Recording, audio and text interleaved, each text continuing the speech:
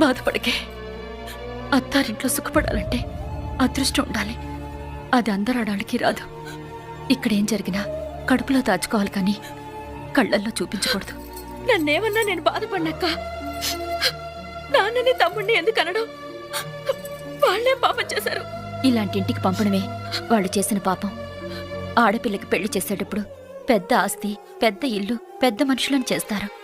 కానీ ఆ పెద్ద మనుషులకి పెద్ద మనసులున్నాయో లేదో తెలుసుకోరు.